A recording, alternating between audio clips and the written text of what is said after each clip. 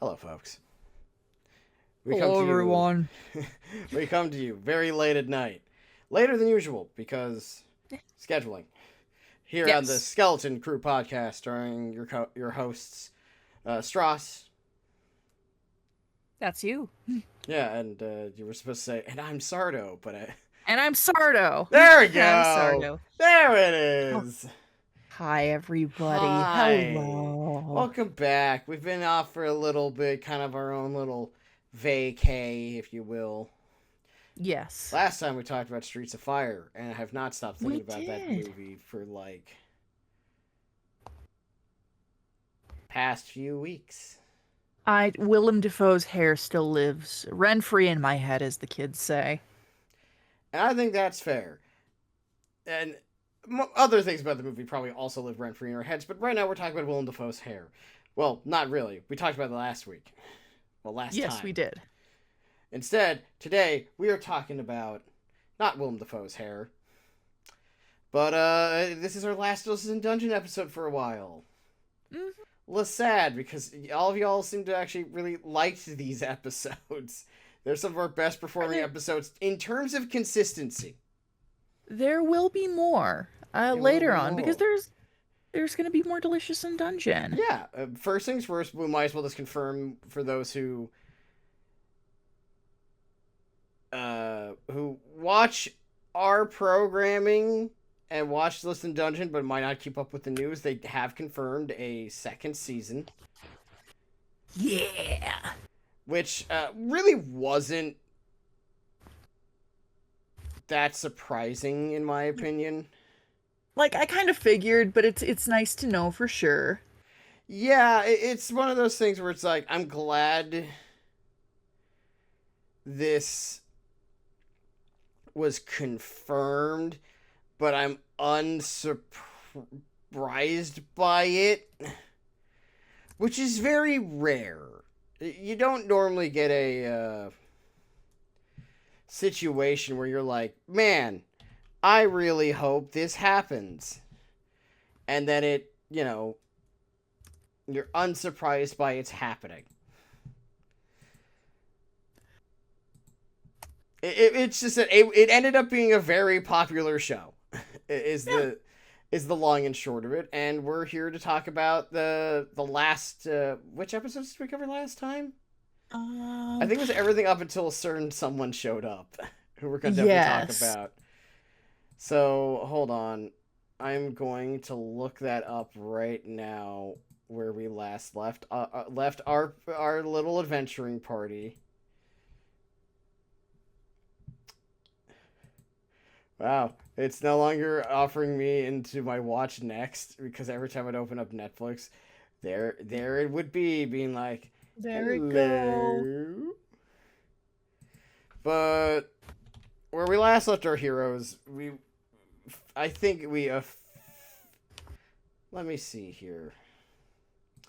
Did the frog episode. I think we did the dryads. I think we covered Harpy Chimera specifically. Yes. I definitely know we talked about that. So really, it's everything. I think I know where we left off. Mm, We left off right before the shapeshifter episode. that is correct. There it is. That would be for the uninitiated. That would be episode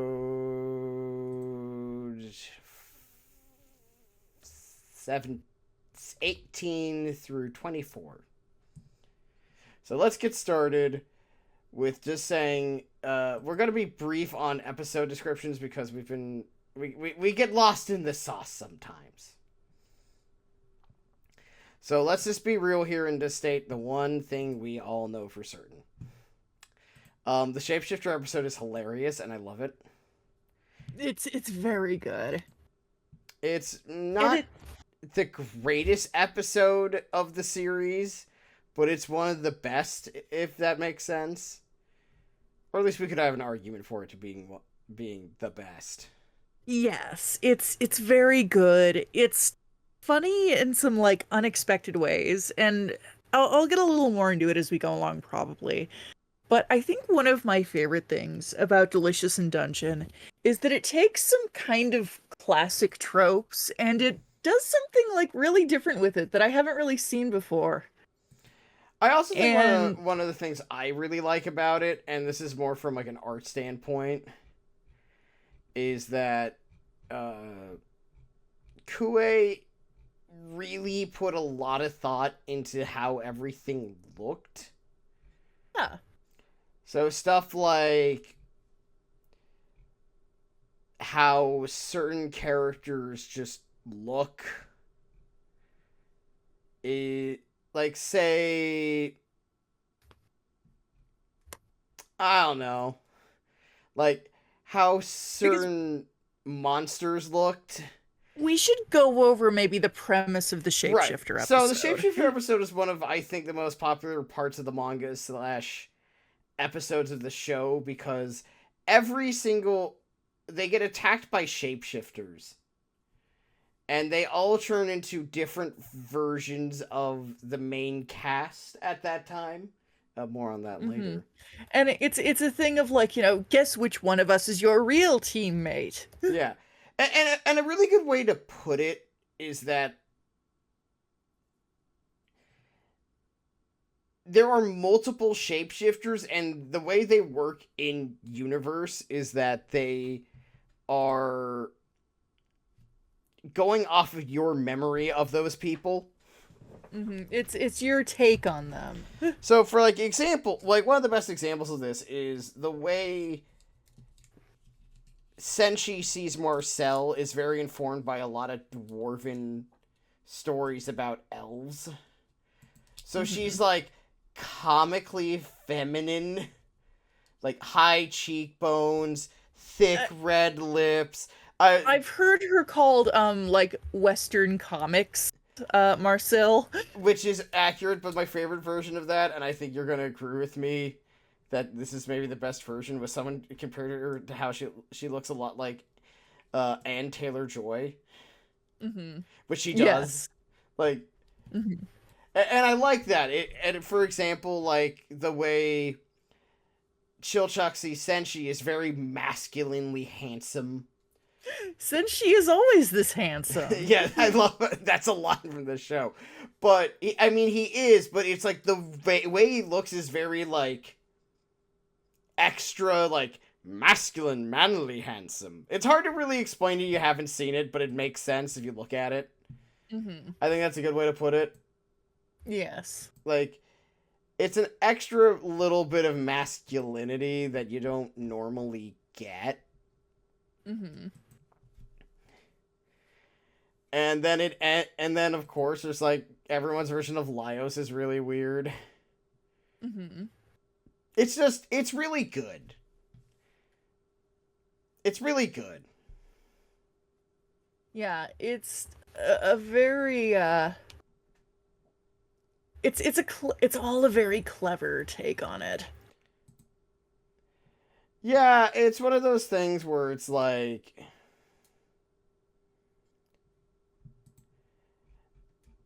it's hard to really explain it if you haven't watched it, but or read it, but it's just one of those things where you just kind of appreciate sort of how, like, it also is like how every character sees each other. hmm Like a great example of this would be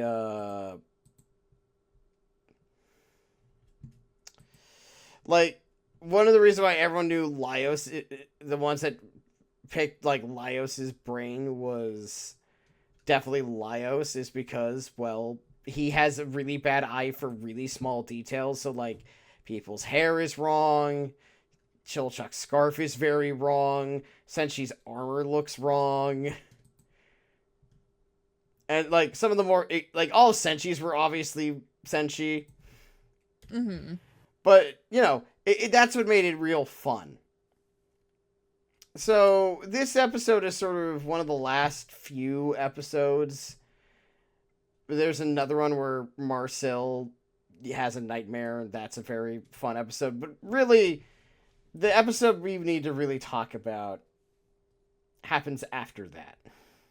hmm So we need to fast forward to episode 20 for a very important, for the probably one of the rare things that happens in a series like this. And would you like to introduce this new addition to the show, my friend? Izumi. It's Izumi time. Would you like to explain who Izuzumi is? Um, Izutsumi is, I think, so you've probably seen her before, even if you're not up to this point in the show, or you're not even familiar with the show, because Izuzumi is a cat girl. But she is not just a cat girl. I would argue she is one of the better cat girls in recent history because she is just a fucking cat.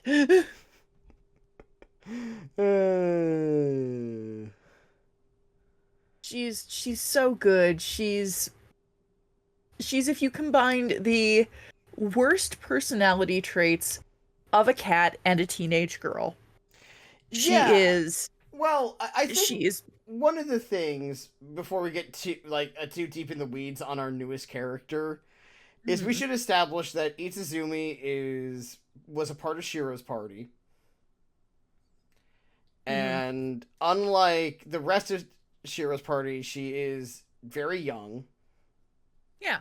She's like 17. Most of the cast would be at worst qualified as like a young adult to adult. Like Laios is 26. Go for it. Yeah, like Laios is, I think, one of the younger party members up until Izuzumi shows up. Well, kinda. Sorta.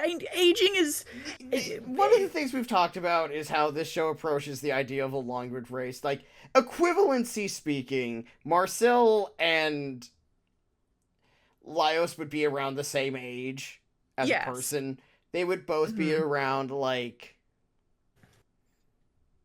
early-ish mid-20s. Yeah, like I would say Marcel it would be, despite I think being around like 70 in universe, I think. I'm gonna look that up. But Marcel I would say would probably count as like a 25-year-old woman. Yeah. I think that's fair to say. Yes. Okay, she's age 50. So, in universe as a half-elf, she's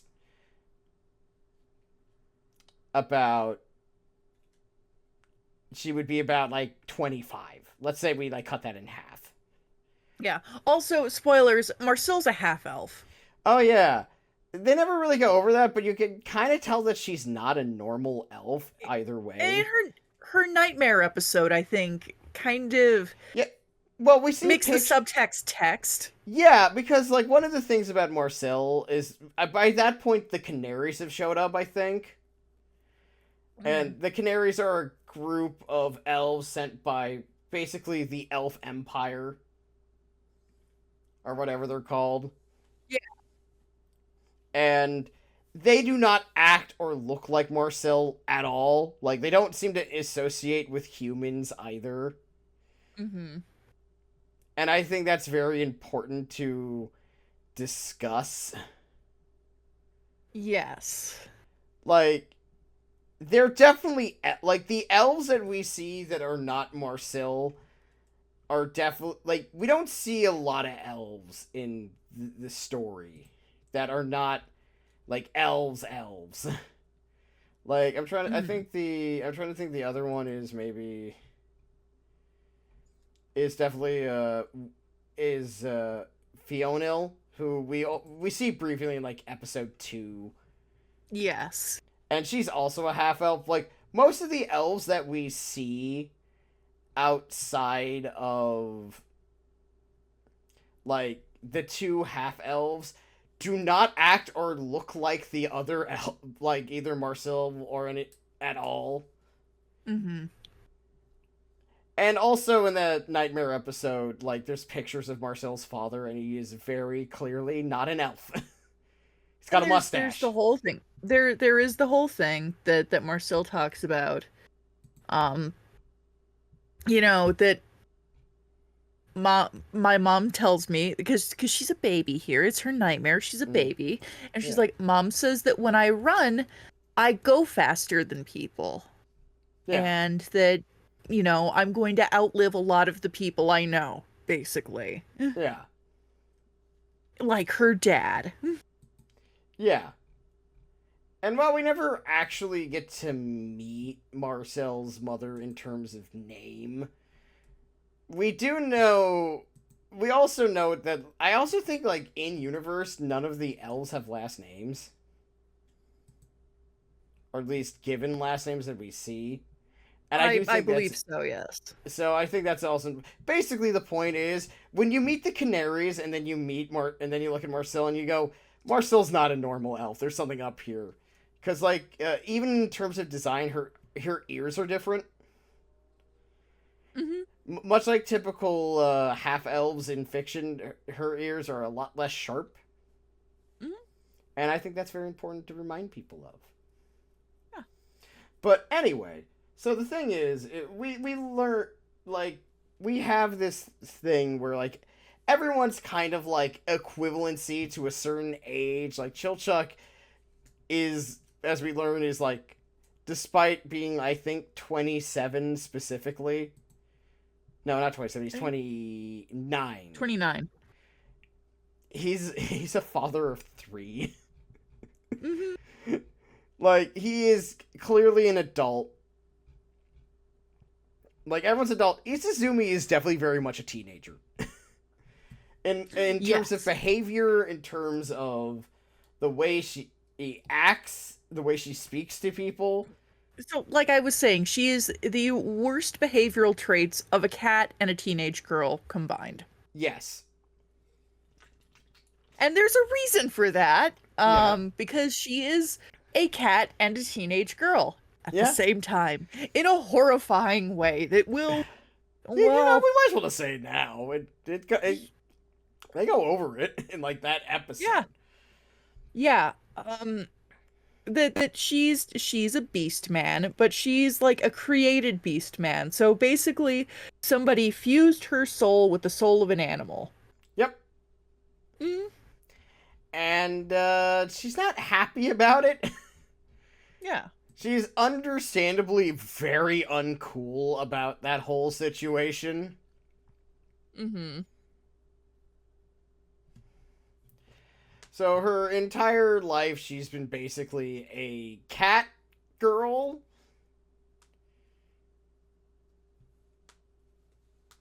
And also forced to be a retainer to Shuro, who is. Did we talk about. I'm not sure how much we talked about Shuro last time, We but. didn't really discuss a lot of Shuro. So let's Yeah. let's talk about Shuro. Yeah, let's take a little detour and talk about Shuro. Shuro is a former member of the original party of Laios, Fallon, Marcil, Namari, Chilchuck, and Shuro. Mhm. Now, what makes There- Shuro interesting, as you can probably tell by his name, is that he's not from here. yes. He is from in-universe Japan, and he's a nobleman, which also makes him very different. Everyone else is like a normal person, Mm-hmm. except him. Like, Namari is a dwarf. She's the daughter of a very well-known blacksmith, but that's about it. Mm-hmm. I wouldn't say that makes her very particularly different. Right. But Shuro is the heir to a they don't really go over what exactly he's the heir of, but I'm gonna assume he's probably a daimyo's kid. Yeah.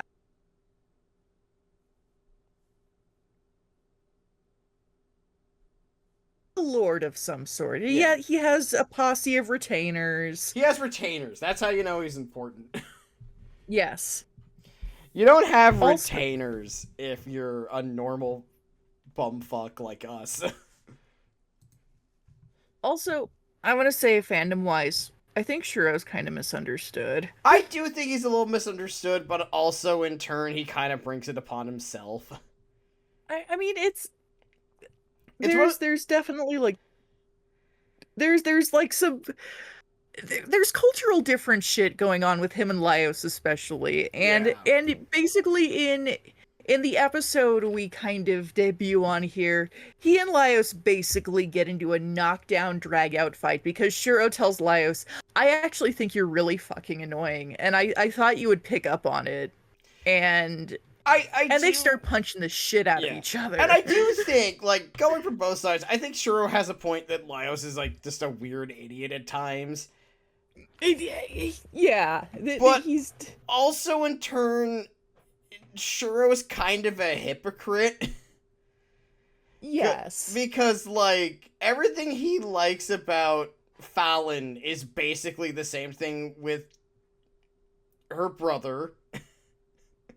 Like, I will say though, I'm gonna say in Shiro's defense, we don't see Fallon kind of like I don't know, Laios gets kind of intrusive and like weird about shit at points oh, with sure. Shiro, and Oh, I I absolutely mean agree with that. I'm just saying, I in Laios' defense as well, like, Shuro says all the shit about Laios that you could apply to Fallon.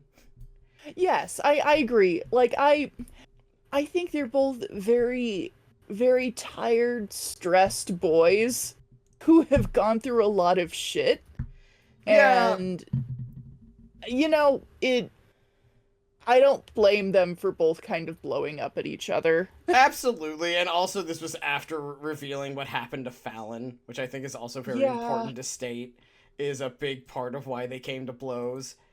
But Hmm. I do want to state, in defense of Shuro, Laios is Laios.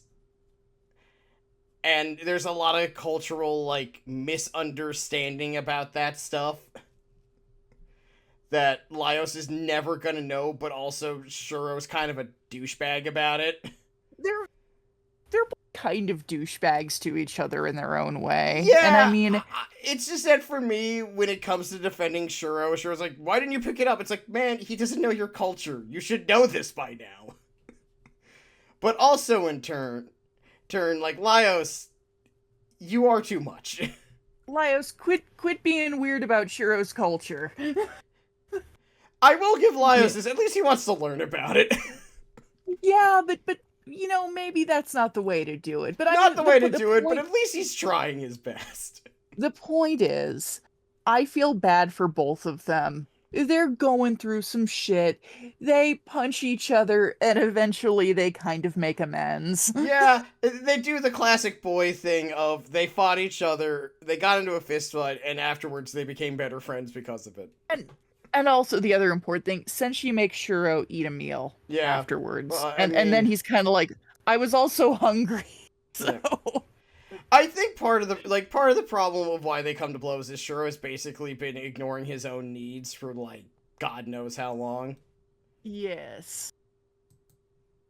Slash, also in turn, like, he's also unwilling to just, like, compromise in any way to, like, make his life a little better. Mm-hmm. And we see this especially with his retainers. Mm-hmm. But that's a whole nother thing, and I don't want to give too much away because we want to save something for the peoples, the purples. Yes. So we're gonna move on back to Izutsumi again. So basically, Izutsumi has been stuck with Shuro for his family for God knows how long, and she doesn't like him very much. Mm-hmm. And I don't blame her. Yeah. So what ends up happening is that she wants to join the party because she wants to not be a cat girl anymore. She wants to be human again. And she's like, "You're taking me with you." And they're like, "Well, alright. Can't get rid of you now." And so begins the greatest cat girl in modern television, Izumi time. What's your favorite thing about her outside of being a cat? Um, I do like that she's just a little shit. I love that she's a little fucking shit. And it's not even like in an endearing, cute way. It's just she's rude and she has terrible table manners and she's just awful. And I love that. Well, what also is it's like she's picky. She's everything about her is sort of just the equivalency of you're a problem. She's picky and selfish and abrasive. Yeah, she's basically everything you could imagine. She's a cat. She's a cat. She's a cat in a way that no one else is in the story. Yeah.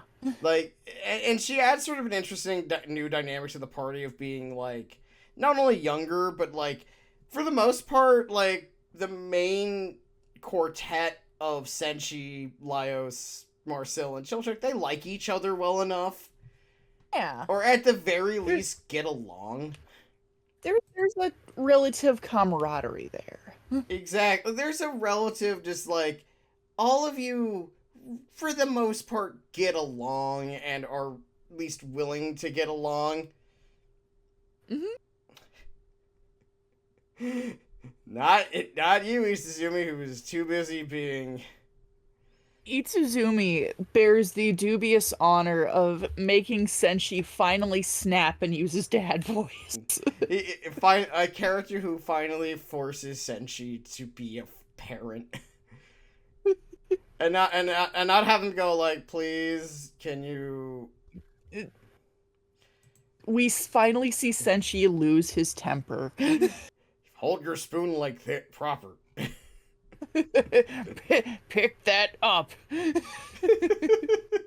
But yeah, so Izutsumi is brought into the party, and the dynamic changes a little bit.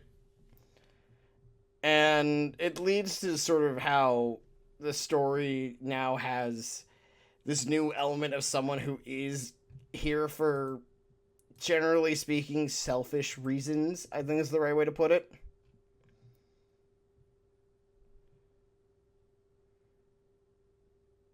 And she's kind of like not a liability. Liability is the wrong word, but they kind of have to look out for her a little more because she's kind of insistent on doing her own thing. Izutsumi reminds me of, and this is going to be maybe kind of like an out of left field comparison, but bear with me here. Mm-hmm. Izutsumi reminds me a lot of the middle schoolers in my D&D group at work that I'm in charge of. Well, I wouldn't just say middle schoolers. I think we're both kind of in the same situation. She reminds you of a child, basically. No, that's the comparison I'm making here. She reminds me of a middle schooler playing D&D. It's very much, well, no, fuck you. I'm gonna go do this thing because I want to. And it's like, well, no, you shouldn't do that because no, I want to do this. And it's that's very much what it reminds me of personally. Yeah, it's one of those things where it makes sense when you understand it. Mm-hmm. Of like, of course. I think there are some folks who are going to catch up with the anime, and they're going to hate Izutsumi. Oh, I saw people who just didn't get it until, like, they got it, like, a few episodes later when, like, the dynamic started to work. Mm-hmm. But after a point,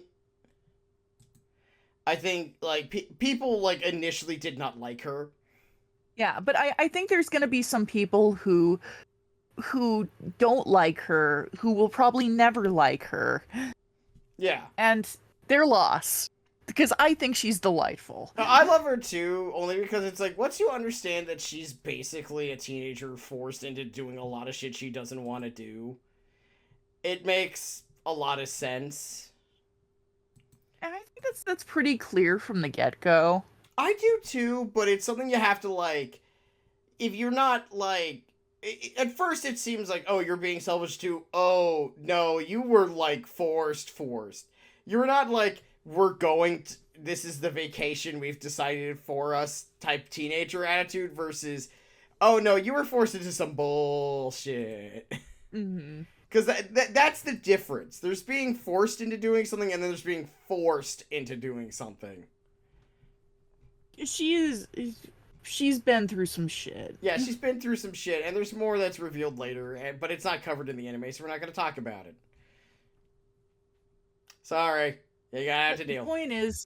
The point is she's a delight. I love Izutsumi. I do think her level of annoyed cynicism does bring a needed necessary element to the party, because yes. Chilchuck is cynical,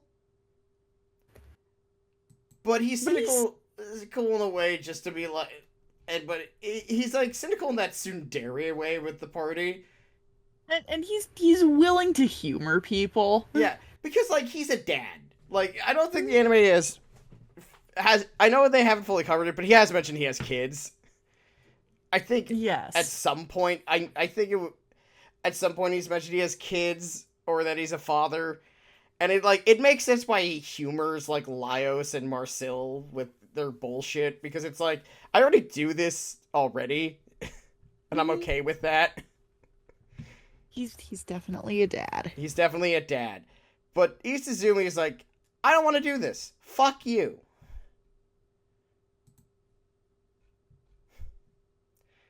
And it's funny.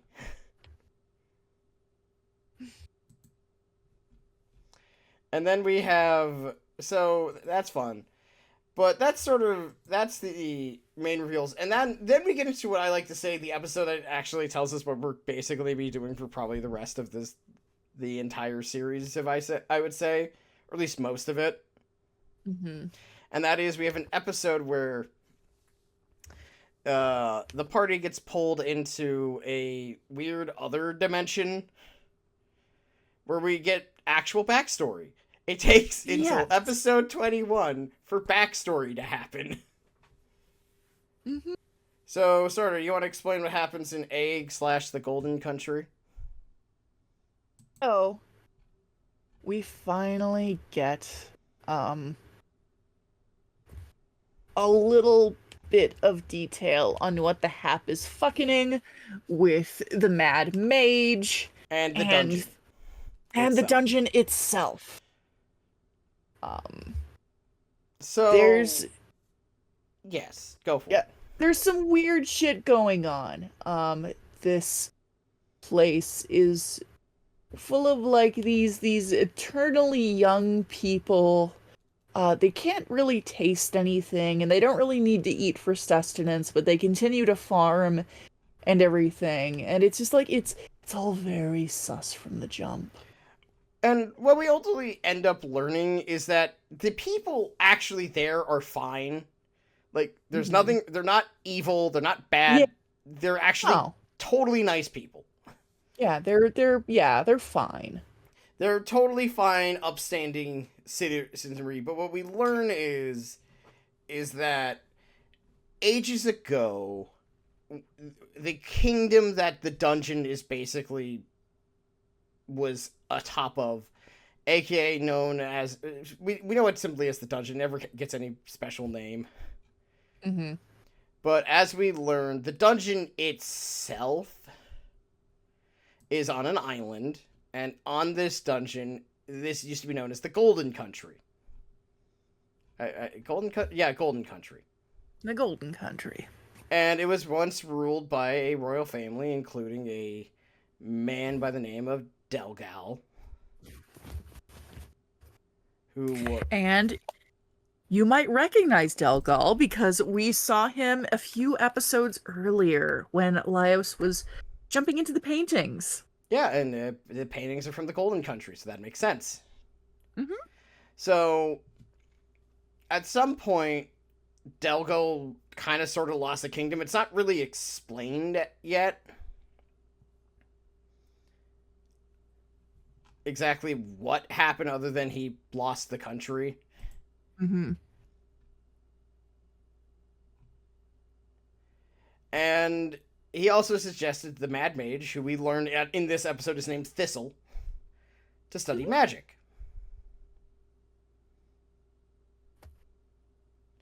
And something fucked happened with Thistle. Allegedly, Thistle went mad with power and started studying black magic.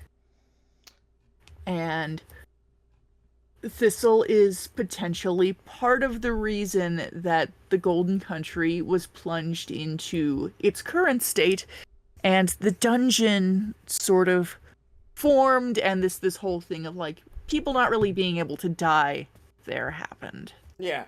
It's not. It has not been fully explained yet, and it might never be fully explained. Who knows? Curious. We think it's something to do with Thistle. I mean, it would make sense because Thistle is an absurdly powerful mage and would be an absurdly old elf. Mm-hmm. Which is important because, like, most elves live to be about, like, how old did they say? 500. Yeah, 500 years old. About 500, and he would be well over 1,000, which... Yeah, several thousand years old. Which Marcel states used to happen. Like, that's a thing that, like, happened in the past but doesn't happen no longer for reasons that are not really expanded upon. Mm-hmm. And probably was something that happens in a later episode where there was a war between the dwarves and the elves, and the outcome of that was that they decided that technology was bad. They're like, nope, not doing this shit again. So yeah, we're throwing it all out. Yep, we're throwing it all out, and we're staying sort of relatively stasis, because if we advance too fast, bad things happen. Mm-hmm. But what we learn is there's a prophecy to stop the Mad Mage. It involves a winged lion, and that's what everyone's after now.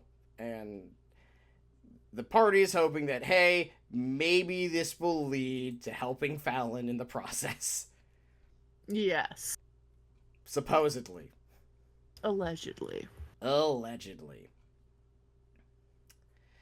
So, and that is basically the sum up of what we're doing now, which leads into the next couple of episodes, which is all about Senshi, actually. Mm-hmm. We finally get to know what the hell is up with Senshi. So, one of the things everyone kind of notes is that Senshi's kind of weird. But not in that way. Would you like to describe it, Sardo? Senshi is not your typical dwarf. He's not good at a lot of things that dwarves typically are. He's not really interested in mining or determining different kinds of ores or weaponry. He's not great shakes with direction. He knows a lot of weird old languages, just a lot of atypical kind of shit. Yeah. And what we learn is, well, first they get attacked by a griffin and they take that out. Yes. This involves the creation of Marcel's numerous versions of her familiar, which is so funny. Skyfish. And a very fucking... This is one of the few times we see Laios make a very specific kind of face. And I love kind of seeing their dynamic get flipped on its head, where Laios is like, what the fuck are you doing? Yeah, because usually Marcel's the voice of reason between the two of them for chicanery, but not this time. No. Here she gets real silly with it, but it works. Yeah. But it works. So, ironically taking Laios' advice. Which is the funniest part about it. They take out the griffin, and we finally get Senshi's backstory. Yeah. And it's basically what happened was, before the dungeon was properly discovered, he was part of a excavation team that found the dungeon. But due to the fact that Thistle, and this is established, changes the dungeon's shape all the time, they got stuck in the dungeon, And because they weren't properly supplied, they started slowly dying out as the griffin keeps picking them off. And since she was very young here, Yeah. and he was We, not terribly we, not terribly brave. We get to see beardless Senshi, yeah, which he is has. really weird. He's such a like soft, round little guy. Oh, in he's his so round. And what we learn, and he has a sort of a dark secret. Part of the reason why he never left the dungeon was because he was unsure if a member of his former adventuring party, which was led by what's his name?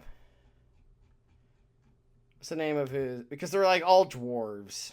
Yeah, but the leader of his adventuring party gets into an altercation with like the other surviving member Gillen. because There we go. That's who. Yeah, because other dude keeps Brigand. insisting like Senshi's a burden. We shouldn't even be feeding this kid. He's just dead weight, and they get into an altercation out of Senshi's view, and it's unsure whether or not the leader killed this other guy. And Gillen, the leader's name is Gillen. Yes, but Senshi thinks he might have done a cannibalism, and he's like, "Oh God, I might have done a cannibalism," which is a horrifying thing to live with. Yeah, that's a terrifying thing. And what ends up happening is that during this time period, we missed a step here. Everyone at one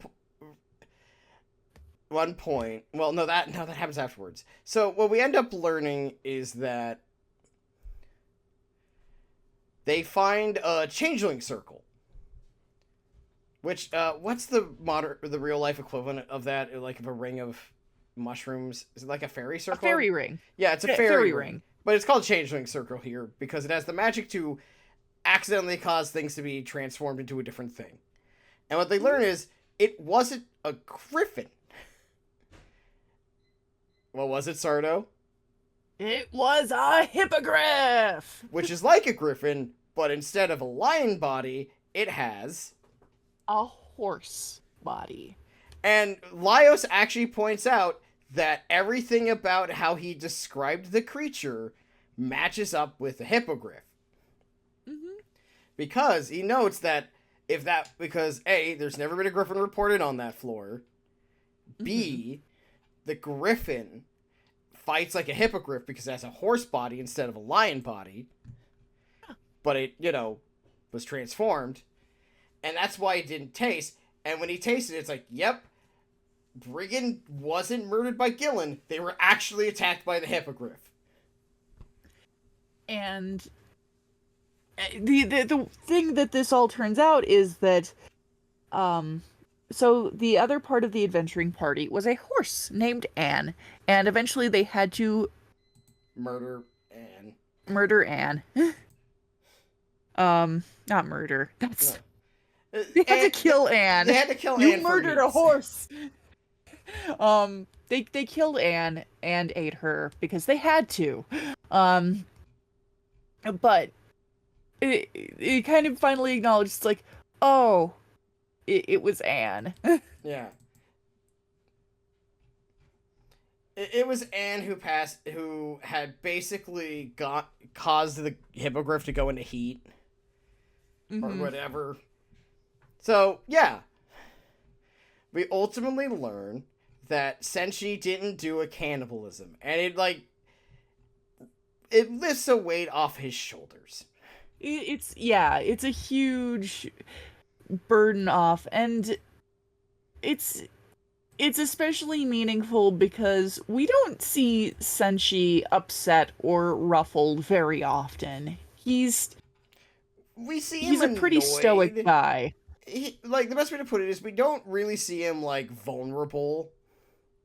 I think it's probably the better way to put it because we see him get annoyed plenty of times about plenty of things because he's a dwarf.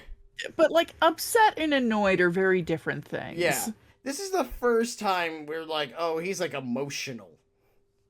Mm-hmm. And in the end, he's okay. And this leads into probably one of the funniest parts of the story, where they actually all step into the changeling ring and they all get transformed. You want to talk about that, Sardo? You want to explain what happens to each and every party member? Everybody switches kind of. Senshi becomes an elf. Laios becomes a dwarf, Marcel becomes a half-foot, and Chilchuck becomes a man, a tall man, and Izutsumi becomes a kobold, so a dog. Yeah, so what's funny about this is everyone's body shifts and changes. A great example of this would be Laios becomes a lot stronger, but now he has a lot less stamina. Marcel has better senses, but isn't better at. She gets overwhelmed by magic use more easily. She's less magical. Senshi is faster and more graceful, but also a lot weaker. More on that later. Chilchuck is able to act, is stronger, and he's like got a longer gait, and he can actually fight now. Mm-hmm. We actually see why he doesn't fight now with Marcel, because like when they scramble, she gets knocked all about by the long limbs. Yes. And I like that. Like, that's actually really fun. We don't get to see that. At least not too often. Yeah. And then finally, at the end of it all, Izutsumi is just... Izutsumi is maybe... It was both the most and least changed at the same time. Mm-hmm. But, Senshi... You want to talk about Elf Senshi? I'm gonna let you have the floor here for a minute you know why. Elf Senshi is... So, the funny thing is... And other people more well-spoken than me have already gone over this. But Elf Senshi is actually, like, not as different as you would first be led to believe personality-wise. He says all the sort of shit that Senshi would normally say. But he's beautiful and elegant now. And he's surrounded by sparkles and roses every time the camera pans to him. No, they could really commit. There's a real commitment to the bit of like Senshi is a shoujo character now. Yes, and every time he talks now, he has this kind of wilt in his voice. This aloof, you know. Senshi, why don't you have your pan? Because it's heavy. Which, by the way, I was more generous to Elf Senshi. And it's like, and I used the phrase, it's too heavy. No, you said it's too heavy. He just said because it's heavy. Well, yeah, I was more generous about it. Be more generous. You're changing what he said. He said because it's heavy.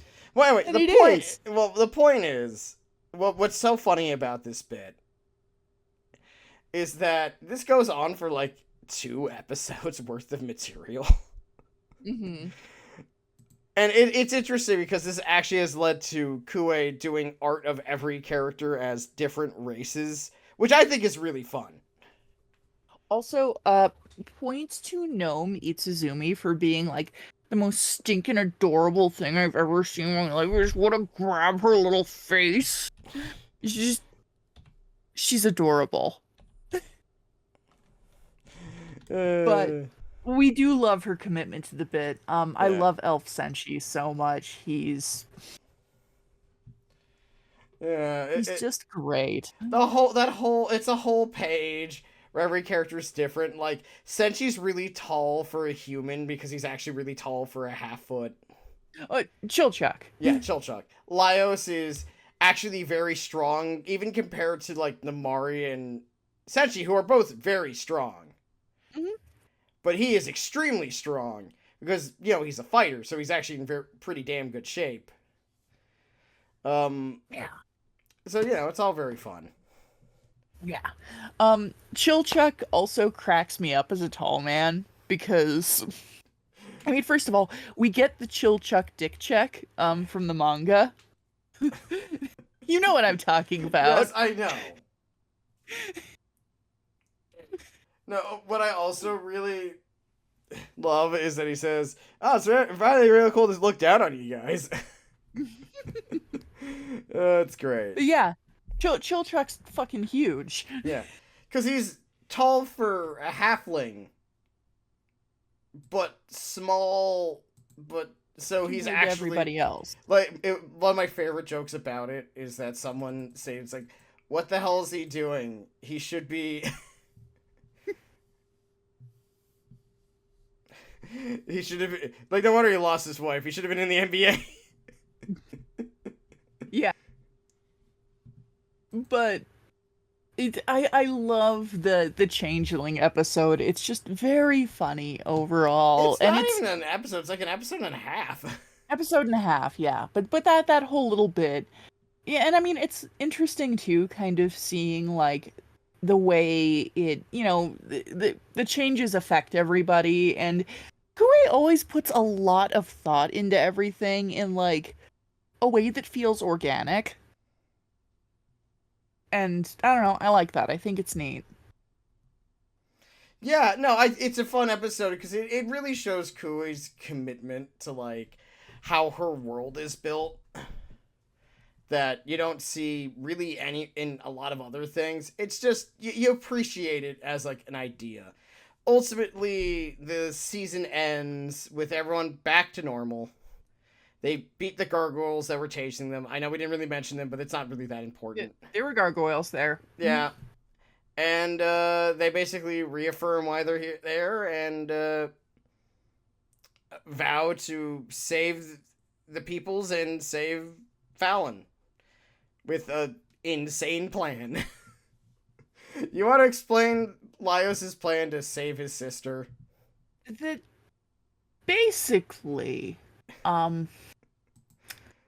through kind of the process that magic works and reconstitution of flesh works, they plan on saving Fallon by eating all the parts of her that are dragon because her soul got intermixed with the red dragons through the meat that got into the spell.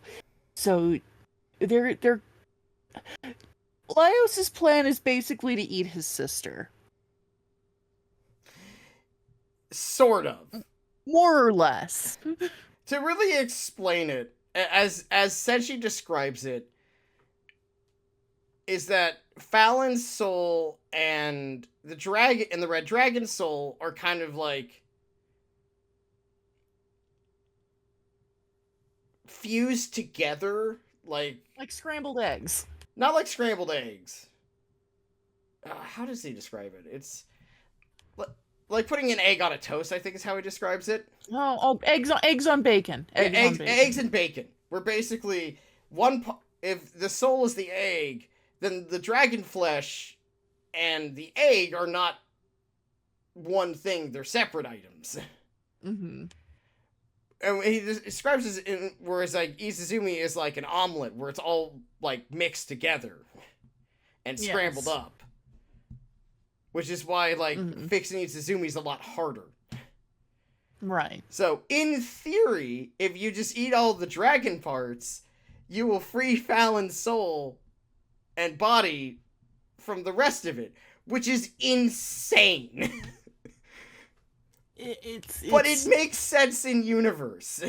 Yeah, it's fucking honkers bonkers, but it's definitely something that's stupid sounding, but like stupid sounding and like this is your plan, okay.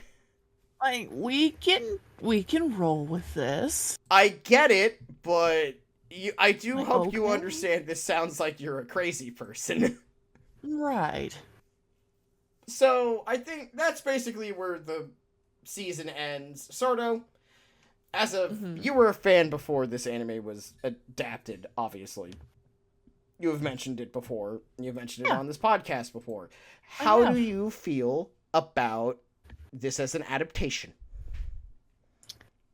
I think it's good. I have no complaints, honestly. I'm going to say something. every Trigger was the right studio for this in the end. Yes. And there are a lot of times, like even in like the last few episodes, because Trigger is one of those studios where they understand the rules of animation well enough to understand that it's okay to break the rules. Mm-hmm. And I think that's important. Yes. And there's not a lot of stuff like that. And I think that's very important. I agree.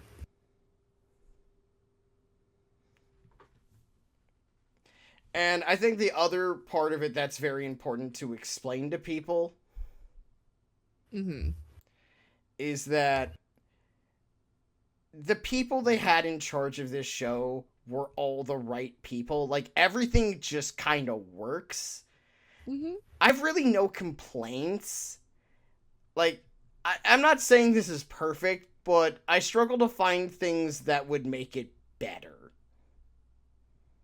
Yeah, I think it's solid. I think it's better than solid. Yeah. But I think like to use the word solid in a more complimentary way, because when you say solid, or when I say solid, we're talking about something that's fine. But what we mean when we say solid is in this is like the foundation to it is so rock solid and well made that it's really good. Yes. It's just everything is kind of just in a good, neat little bit of order. Yeah. And that's what I meant when I said solid. Yeah. It's yeah, I get what you meant, good, but it's got good bones. It's got good bones. Yeah. But in the end, I think the most important thing is that it is really good. And you should watch it. And then you're going to probably end up reading it or waiting for the second season whenever that happens. And I also want to say one other thing. I hope Netflix has learned something from this, and that is do things weekly. Yeah. Binge format bad. Weekly format good. People like those things. Yeah. Like, look how big this show ended up being when you do things weekly instead of, ruining JoJo's Friday, Netflix. Yeah. I'm still mad. I get that. I love part 6. Yeah. How dare. Anyway. So, any last thoughts on Delicious in Dungeon, the first season of Animu that came out? I guess my last thoughts in conclusion, I really want to eat those dumplings. It's too heavy. I want all of those dumplings. I'm surprised you didn't say how Ryoko Kue ripped you off on your own OC. I mean, that I'm too. kidding. Yeah, I'm kidding, by the way. That woman plagiarized me, but that's okay. She's allowed. She's allowed. I think the best way to put it is you happen to one of your pet characters. My tabletop character turned Baldur's Gate 3 character has a lot turned mascot. Yeah, I don't know. In a sense, he kind of is your mascot at the moment. One of them, anyway. He and Elf Senshi have a lot physically in common, and it was funny. It was fucking funny. It's just an absolute coincidence. They don't really look that much alike, but enough alike to the point where you're like, huh. But I do have to ask you, because I did talk about the food. Stross, what was your, out of all the dishes in these past episodes that we covered, which one are you going for? It's the dumplings for me. All that dragon meat. And also, I mean, the dumplings too, because dumplings are delicious. Yes. But gotta hand it to them tasty dragon meats. Oh yeah. But yeah, I would say definitely a lot of excellent and tasty food. And we're excited to see more food and more adventures next time. Oh yeah. For sure. I'm very excited for it. I think it's gonna be good. Yeah. So while we're here, Sardo, what the hell have you been watching?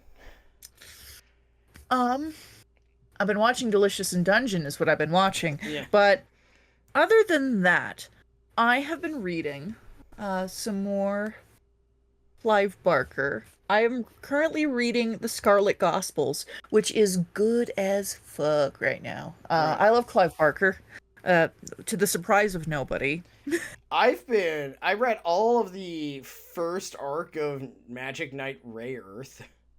How Pretty was good. It was that? good. It's very early clamp though. Like Yeah. wow, this like Mhm. you know where clamp goes from here, but man, it's very early clamp. It's very fun. You haven't read it, Sardo, or watched it? I do highly recommend it. It's very 90s like anime fantasy, Mm-hmm. and I kind of love it for that. Yeah. And the other one is,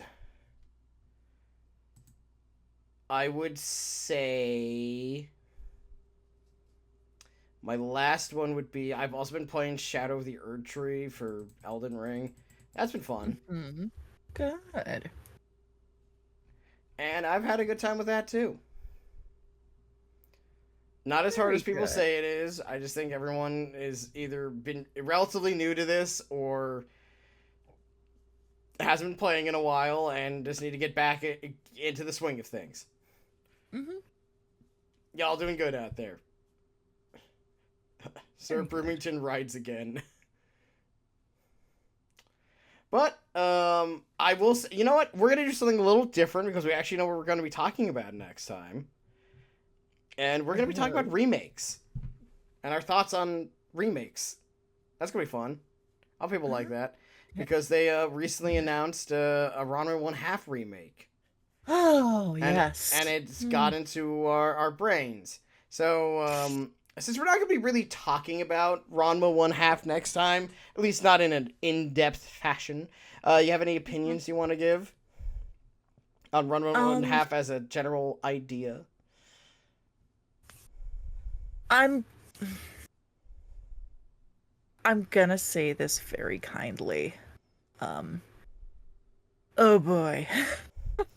Well, one thing I thought Uh, was very interesting that some friends of mine said about it, I think you're gonna agree with me, at I least with might. them, which is, I think you will, is that Ranma One Half is a very Rorschach test for gender for a certain age group. Yeah, it's Well, they were talking about like, is Ranma trans mask or trans femme because Ranma's technically all of the above in that regard. It's complicated. it I'm it it depends on your perspective. It depends on who you ask. You know, like a lot of people do the shit of like, well, you couldn't make this such and such a thing Well, nowadays. It is like, and I think, okay, that I mean, yeah, in and fairness, normally you I think, can oh, make it if nowadays. They've already I'm made still it. talking, I'm still speaking, but there's some stuff that it's like, okay, with Ranma one half, I think with a remake, you're either going to have to alter quite a bit or it's going to be interesting because I think as much as I love Rumiko Takahashi's work, I think she's obviously done some huge stuff. You know, she's an iconic creator, but also there is some shit going on in there that I think is going to be interesting to see how it gets handled. Well, Just depending on who gets it, and that's the interesting part that we're gonna have to really look out for is who's in charge of it.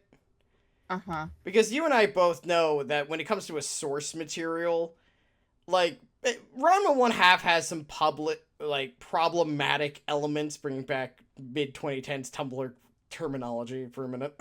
It, it's got some shit in it.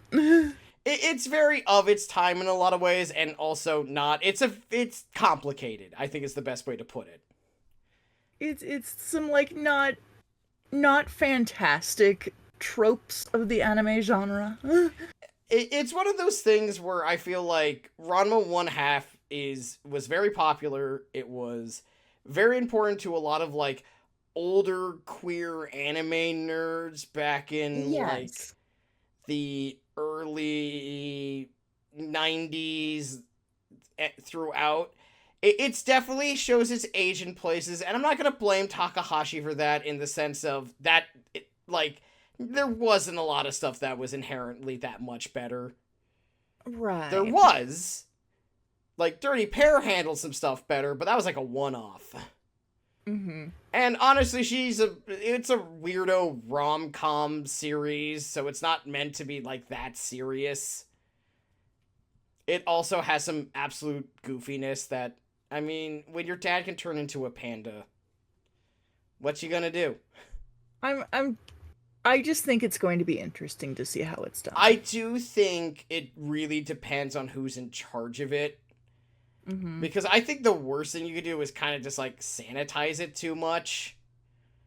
Yeah. Like, you gotta live with the fact that it is what it is, in my opinion. There's a level of, if you complain about what something isn't, you're eventually end up in the point where you're mad that your turkey sandwich isn't a cake. Mm-hmm. And sometimes you gotta understand that you ordered the turkey sandwich and you got a turkey sandwich. You can't, Uh-huh. like, I'm not saying that you can't complain about what it isn't, but you gotta understand that, like, sometimes you just gotta live with the consequences of what it was. Mm-hmm. Even if it's not, like, perfect, and Ranma One Half is definitely not perfect in a lot of ways. But I say this not to, like, excuse it, but to be like, I feel like if you're trying to make it, like, to, like, modern sensibility, you start losing that what it is. Uh-huh. Like, you know, if you and I were making, like, what's your favorite sort of older piece of media that you know would be like, that is like, I don't know. I think this is probably like best saved for the next episode because I yeah, think we're getting into the discussion yeah, here. I So, agree, that's a good point, but like, basically to round it up, it's like, you're adapting a Tolstoy novel, mm, or like, it's like an adaptation of the Three Kingdoms. Like, yeah, you could get rid of a lot of like the weirdo like like 15th century China, this is what they values to it, but you kind of also will lose something from its writing. mm-hmm. And sometimes that's fine, and sometimes you get a Nikki Tosin. Mm-hmm. So the point is, there's going to be a lot to talk about. We'll probably talk about that remake more when it actually comes out. Or at least we know more about it. Because at this point, they just announced it, and that means anything. Right. And we're going to talk about remakes more properly later, both of the game, TV, movie variety. Because they don't remake books too often. Not often. Unless it's Pride and Prejudice and Zombies. Yes. But in the meantime, this is Stross and Sardo checking out. And you can follow us on the internet. Sardo, would you like to give off your socials again for the second time tonight? Because we were doing a bit more tonight than usual. Yeah. I am on Twitter at Autopsy Garlands for my main account. Marquis Belial's my art account. You can find my newer commission stuff there. I am open for commissions. You should check those out. I'm on Blue Sky at Uncle Death with a K instead of a C. And I'm also on Twitch under the same name. You can find me on Monday nights streaming I Draw. Yeah, you draw. Stross is there. Stross is there. I do not So draw on those streams because that would be kind of. no, Actually, that is not super hard. They do have like shared drawing apps. It would be yeah, fun to do. draw pile.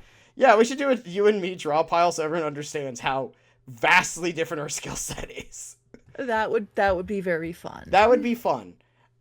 I'm at Yes. Almighty Stross across the board, Twitter, Blue Sky, and Twitch, where I stream Sunday, Tuesday, Thursday at the same time, 8:30 p.m. Eastern Standard Time. Sardo is almost always there. You're not going to be here this coming week because you're out of town at a con.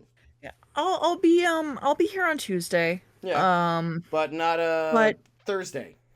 rest of the week I'm gonna be out because I'm going to be at a convention and I'm very excited about it. Me too. So That sounds like fun. Also, because I know I'm going to get pictures. you are, yeah, Yeah. it's gonna be dope. That I'm gonna be, and I would say, oh, I get to live vicariously through you, but I'm going to Kineticon this year, so Oh hell yeah. like a few weeks after that. So really, it's a group. We can live vicariously through each other at different Yeah. conventions. Yeah, exactly. Yes. But in the meantime, folks, thank you all for coming. As always, you can follow us on YouTube and Spotify, your RSS feed, and we're at Patreon at Skeleton Crew Pro, where we sometimes post extras when we have them. We don't always have extras, but sometimes we do. It'll be Yeah. fun. Yeah. Good night, everyone, or good day, or wherever you are, whatever the time is. Have a good one, everybody. Boy.